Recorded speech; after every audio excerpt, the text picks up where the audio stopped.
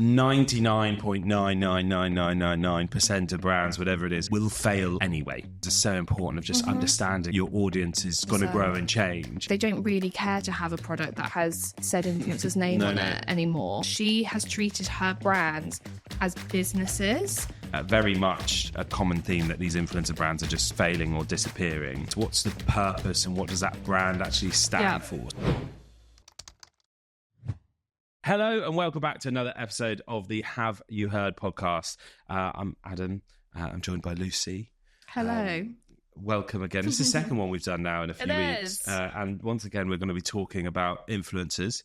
A few weeks ago, we talked about the joys and excitement of the growth of influencers and how wonderful it can be and around relevancy. Today, we're going to talk about their demise in some way or another. But I think really we're going to focus on influencer brands. It's not new. I think there's been rumblings over probably the last 12 months, but it seems to have become a bit more mainstream in influencer brands closing down, or influencers closing down their brands.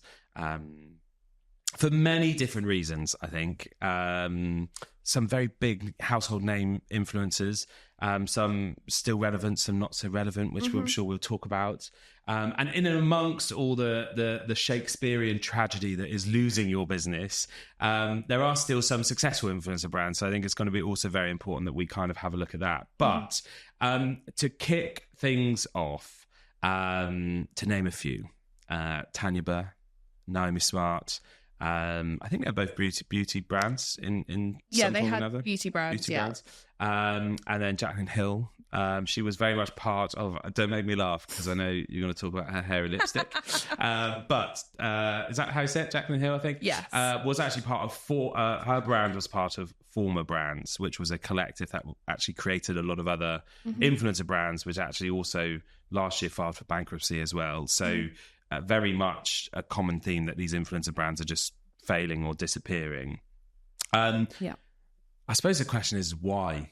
Why do we think? Why is this happening? What are the common things that you've noticed and are sitting in with these brands that's causing this to happen? I mean, I guess with Tanya Burr and Niomi Smart in particular, they were part of that UK brick crew of YouTube influencers like 10 years ago. And in the last kind of 5 years or so, they've both gone and launched these brands. But I think, honestly speaking, there's probably been a point around their relevance and the relevance of the brand and their audience that has grown with them as well. Like that's kind of the common denominator throughout all of this. Both launched their own beauty brands, and I guess where their audience kind of started out pretty young and now has kind of grown into their 20s or into their 30s as well. I guess both the influencer and what the brand is offering, which, Tanya Burr's brand was very similar to like a Glossier, like very simple kind of like mascaras and what have you. Niomi Smart's was just kind of it was a skincare brand, I believe. I guess there's a point around just other more relevant influencers have been kind of up and coming in that same time period that their audience who have grown up are more interested in and see as more relevant to them. And I think as well, the brands that were launched, I guess the way that they kind of were presented to their audience with as much respect as possible kind of were a bit presented like they were a side hustle. They weren't this full kind of, we're fully invested, we live and breathe this brand, we're creating a real business here, as opposed to some other kind of influencer brands that we'll touch upon have really been presented to their audience as this invested business that they are kind of fully immersed in and take quite seriously. And I guess as well, it's all around like audience habits and what audiences want at a particular given time. 5-10 years ago, launching a beauty brand, putting your name on it because you're super relevant makes sense. Whereas I think kind of audiences have really grown and changed as the influencer industry has grown over the last kind of 5-10 years, to a point where what they actually want, you know, they don't really care to have a product that has said influencer's name on it anymore. I think you raised a couple of really great points there around relevancy in terms of these influencers very relevant at that moment in time. So they're creating brands, they're creating products, and they're putting their names on them, which I think at a moment in time when you are top, when you are, you know, that's great because people are attracted to you, they're attached to you, they follow you, they buy into everything you do. So creating a brand, it doesn't matter what you really call it at that moment in time, your audience are going to buy into it. But I think over time, like when you're the reliance of you as a person, your relevancy at that moment in time potentially is going to wane. And I think if you look at the people, with all due respect to the careers that they've had with your Tanya Burrs and your Niomi Smarts, you know, when influencers started, you know, like your Zoellas and your Alfie Days, and they were all people talked about, and they were the big, like, whereas now there's such a vast number of talent, there's such a vast number of niche groups as well. It's not sort of one size fits all, and therefore like it feels like they were sort of built on their name and the relevancy of those that single moment in time, which ultimately, if they're not going to adapt and evolve, is you're buying into that product. I think the other point that you made, which is also really interesting around as well, which we see so much more, and if you look at like audience news, especially with Gen Z and Gen Alpha, is like, you know, as millennials and slightly older, products and brands, we bought into them because of the logo. The logo said something about us, and it was the badge that was really important, whether it was a sign of success, whether it was a sign of, you know, this attitude or personality or whatever it is. Whereas now that sort of younger audience is moving, which is, yes, it's about the badge, but it's what's the purpose and what does that brand actually stand for? So, you know, how sustainable are they? How, you know, what's their approach to politics or ethics or whatever it is, and that becomes the driving force. So it might, that it's less about, you know, the logo in and of itself. It's about the ecosystem of the brand as a whole. And so again, like, people are looking beyond just the name. You know, what does and the relevancy of that brand. And I think over time, yes, they created good brands which were, you know, simple for sensitive skin or for this or made in this kind of way, but it just doesn't cut it. There's not enough in it anymore for it to be a really engaged product for people to buy into. And I think that still comes back to that whole point around relevancy. It's like these brands that, and again, we'll touch upon it, these brands that have actually really succeeded, they forged this real kind of community. It means something to be part of it, to be associated with it. Whereas unfortunately, for some of these influencers and their brands that have now closed down, I guess because they started to lose their relevance with their audience, it's kind of that sense of, is it really cool to be seen as having Tanya Burr's mascara or something, as opposed to a Glossier or whatever kind of brand that is a bit more relevant, and you feel like you're part of something, or it says more about you. You're kind of more like socially acceptable to kind of be in association with these other brands, as opposed to these kind of random influencer brands that have launched essentially. So I think what you touched upon around like you're buying into something with like the logo or whatever, that's a really kind of key point as part of this.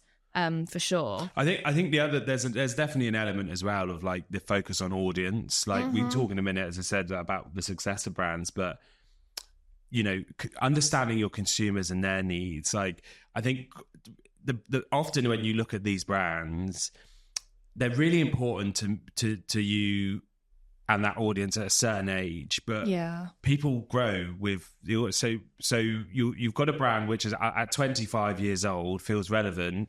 You know, I'm 25, I'm single, I'm, you know, doing this is my life, this is what, and I buy into this influencer. But now, you know, 5 years later, we're all 30, we're all doing this. Like, our lives have changed. The influencers' lives have changed. This brand isn't relevant to me anymore. So they've still kind of got, and to your point around like being a side hustle or a vanity project, it's like, if you're not evolving, if you're not changing it, it's not going to be relevant for your audience anymore. So you've got to really think, well, what's changed about this new audience coming through that where it is going to be relevant? I think that in of itself is such a key part of like influencer brands or products in any sense of like that evolution. I think James Charles earlier this year announced that he was going to stop doing his sister's brand, and his justification for it was it felt a little bit immature to him and he'd kind of grown out of it. And I think that's a really amicable, not amicable isn't the word I've got, but really sensible approach to doing it, which is they're aging out of it so that they're,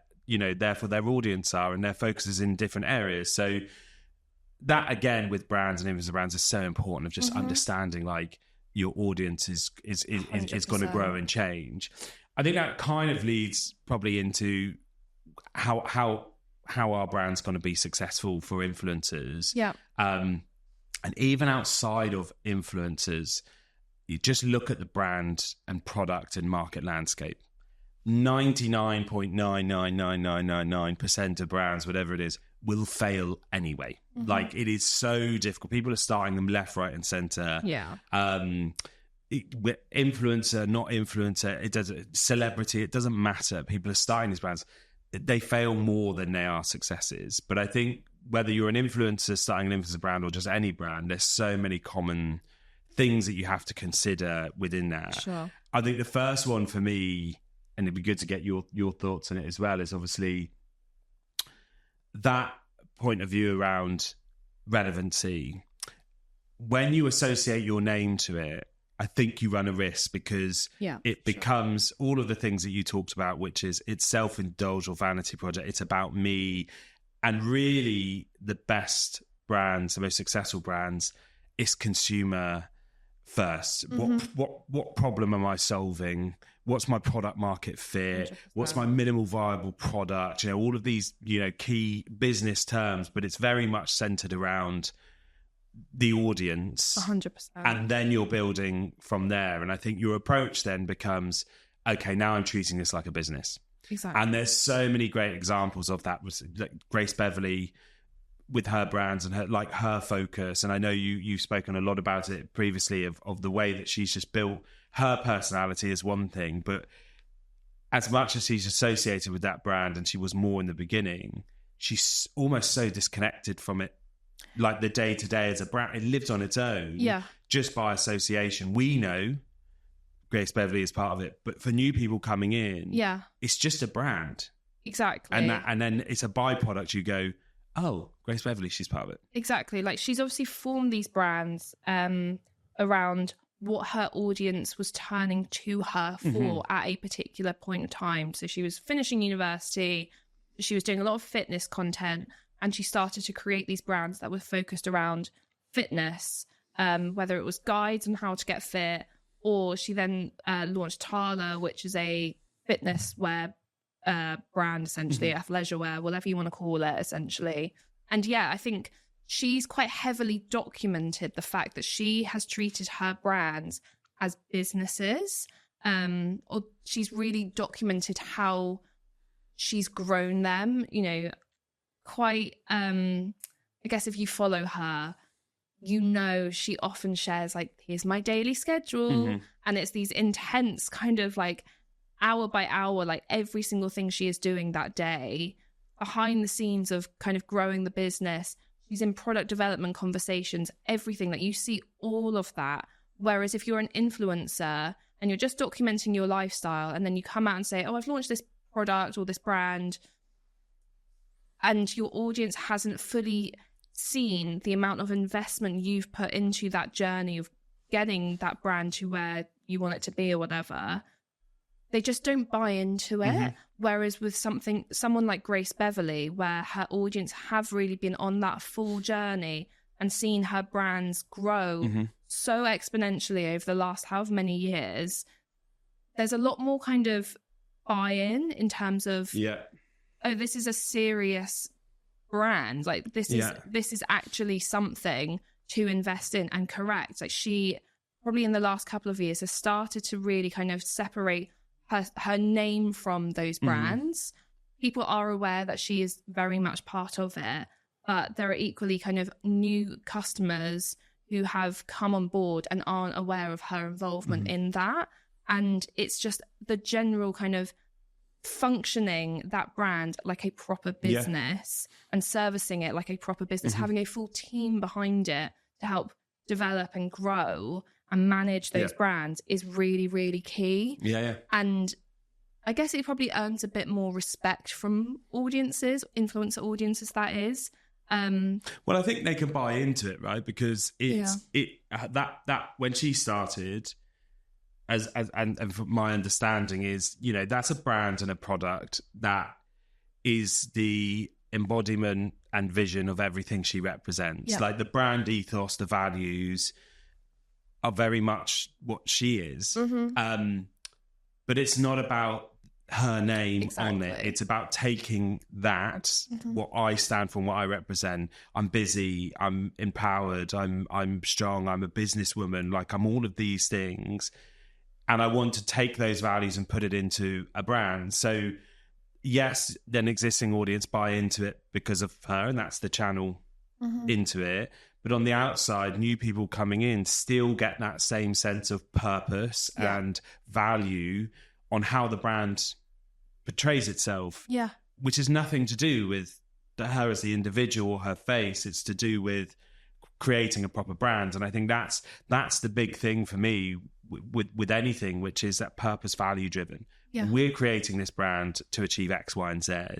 You know, we talked again at the beginning, you know, the lifespan of an influencer is what, 5 years maybe, if you're like to be really top of your game. 100%. If you are the center point and the epicenter of that it's going to disappear. And I think the main point of like creating any brand and any approach from an influencer perspective is, like you say, keep it's a brand first. You are almost irrelevant. Like your values might be important, the reason you're doing it, but that story needs to be told from the brand perspective and shine through. Definitely. You need to almost disconnect yourself from that narrative.